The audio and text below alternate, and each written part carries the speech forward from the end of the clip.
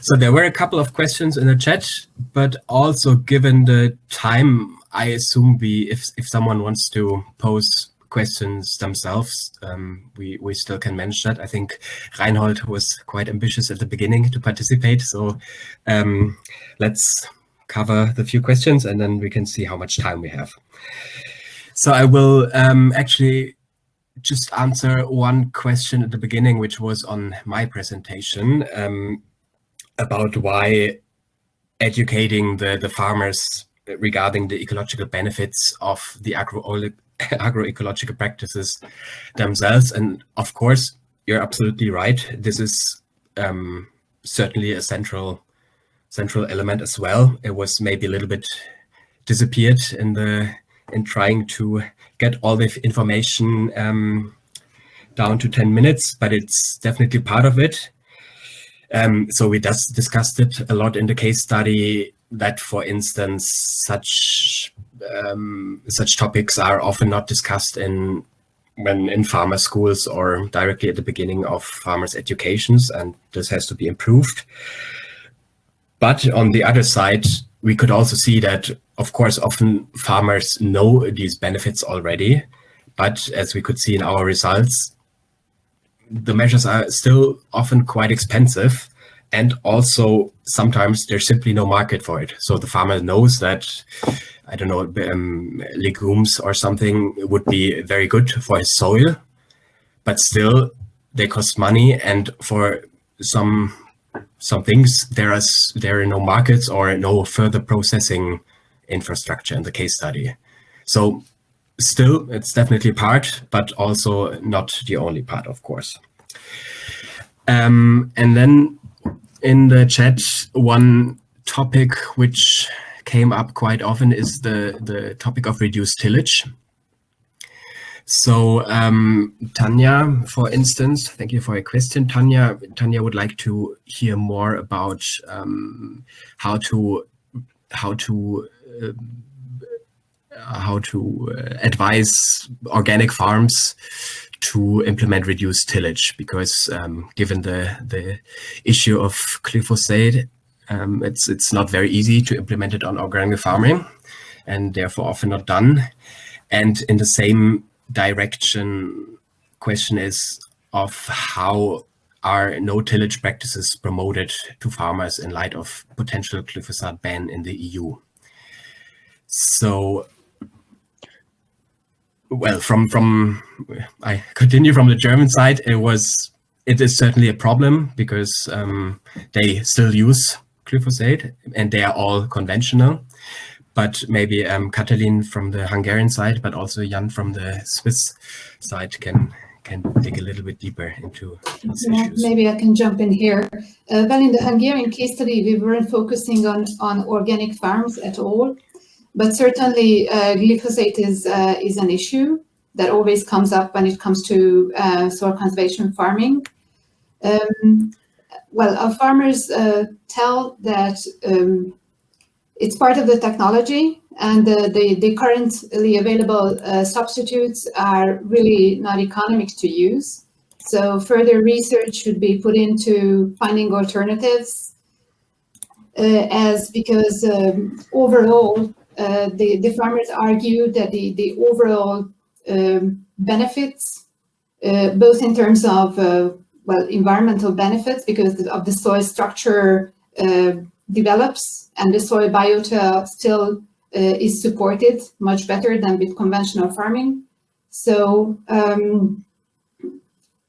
we know that at a societal level it might be a controversial issue, but we believe that if further research is put into finding alternative substances that are economic to use, I think if it's reasonable to use these chemicals for weed clearing, then it needs to be assessed whether the environmental trade-offs versus the social aspects, how do they come out?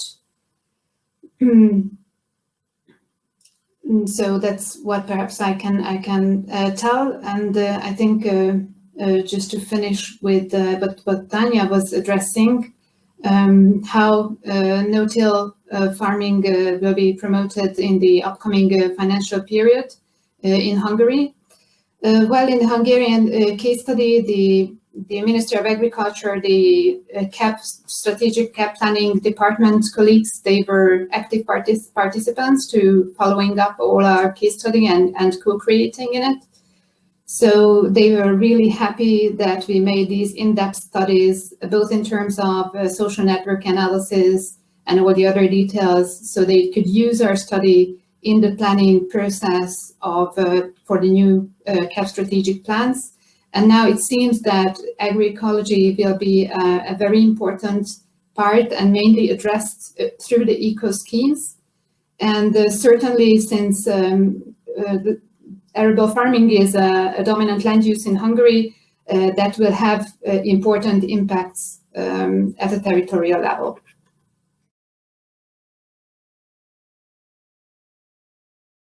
Then I may also say something about the organic farmers and the reduced tillage.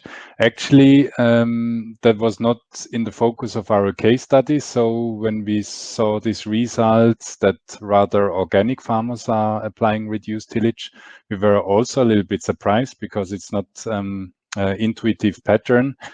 There might be several factors contributing to that. So first, in our farm sample, we rather had more innovative farmers included, which also applies a little bit for the conventional farmers. But there are, of course, subsidies for reduced tillage, per hectare subsidies, and these are actually doubled when not using any herbicides. And this seems to be one incentives apparently for organic farmers to try reduce tillage. And apparently, according to the farmers, it's also being pushed by the organic association. So and peer farmers. So it's also a little bit the dynamic maybe in among the organic farmers scene at the moment. Yeah. And the regulation is when these subsidies are doubled per hectare, it still allows for mulch tillage. So the top 10 centimeters is still allowed. So it's a little bit a compromise maybe, but apparently, yeah, really promotes reduced tillage on the organic farms.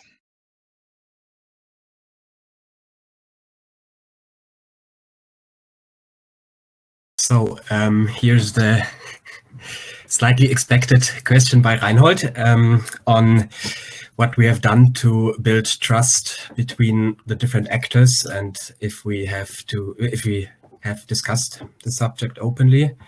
So I will maybe start again for the German case study. So this was quite a central topic, as in, of course, as in many countries, but it feels quite strong in Germany at the moment that we have of course, the policy side far away in Berlin or in Brussels, and then the farmers on the field, and then the public who demands a lot and blames a lot, but doesn't know so much, and then the farms who know a lot what can be done and what cannot be done. And there was this central problem of we know what to do, or we don't know everything to do, what these guys up there want, but we know what to do on our field. Just give us a little bit more flexible, but also more straightforward options here.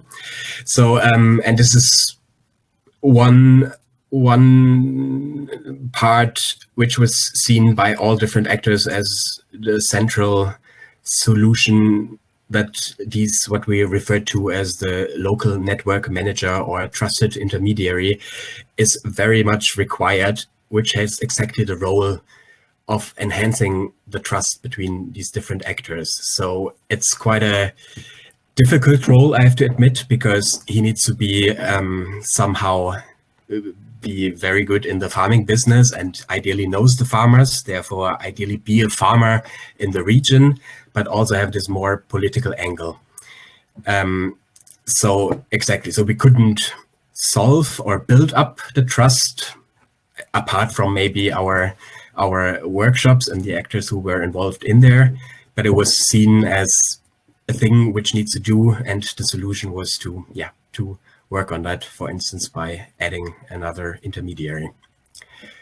And maybe I can continue with our experiences.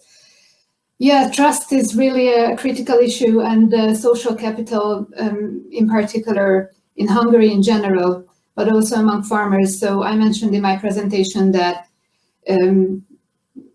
those innovative farmers who have stepped on this path, they pretty easily can get into conflict with their neighbors who are conventionally farming due to weed drifting and so on. So it's not easy, but certainly there are some good initiatives and informal peer-to-peer learning groups between farmers. So we see these innovative farmers really as pioneers to spread the word.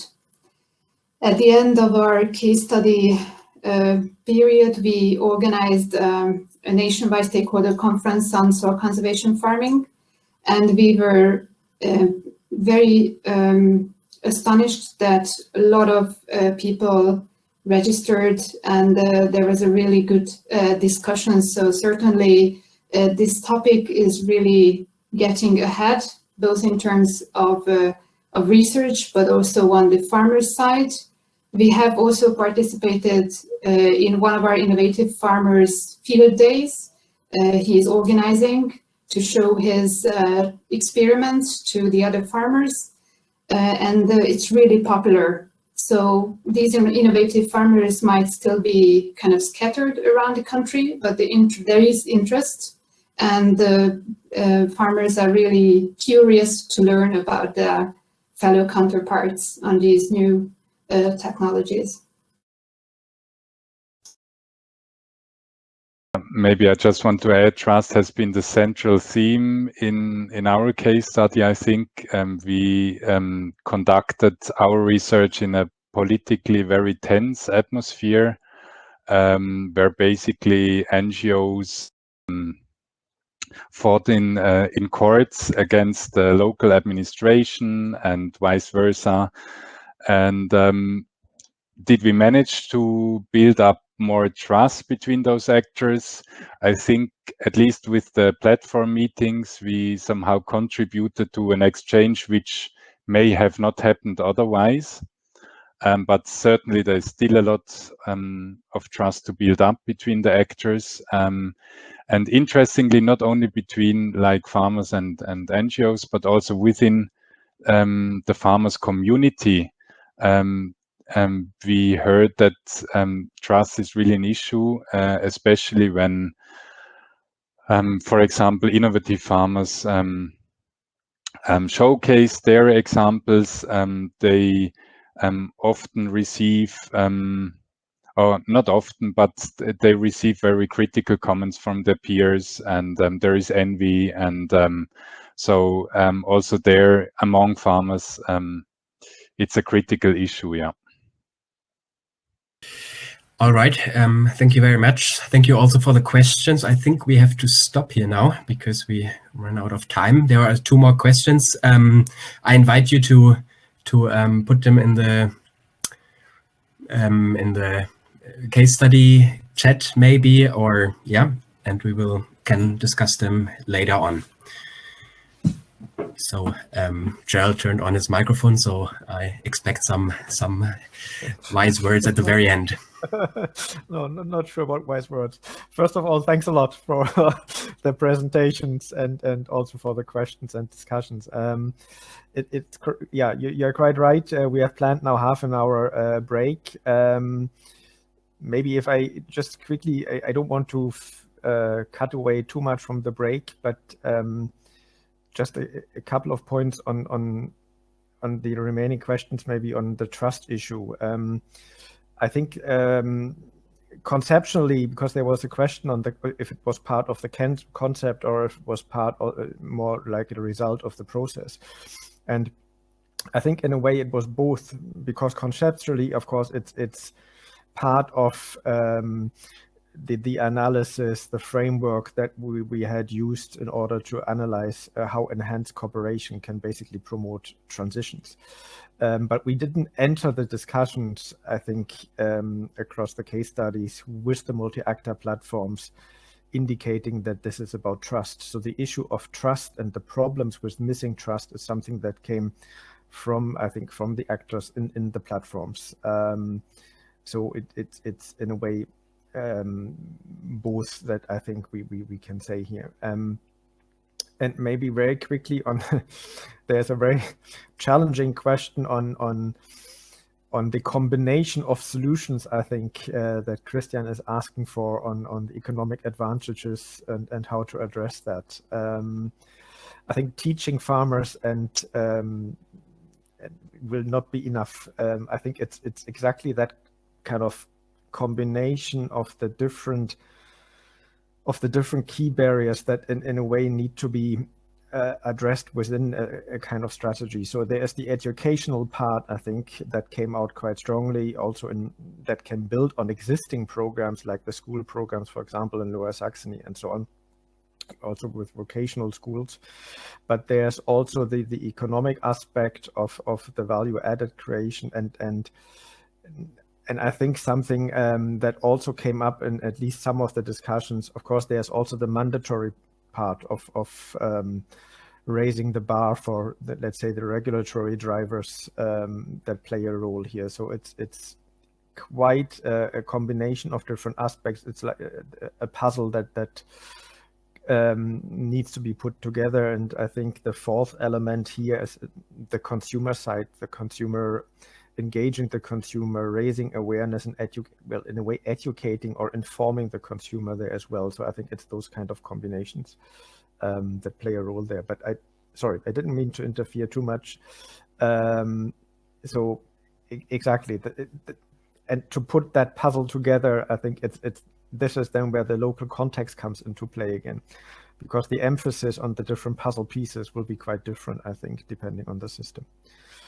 And now I don't want to feed any longer to your break. So thanks to all presenters, Katalin, for moderating this, and for all participants for the questions. And I think we will have another run of this in about 25 minutes at 4 o'clock.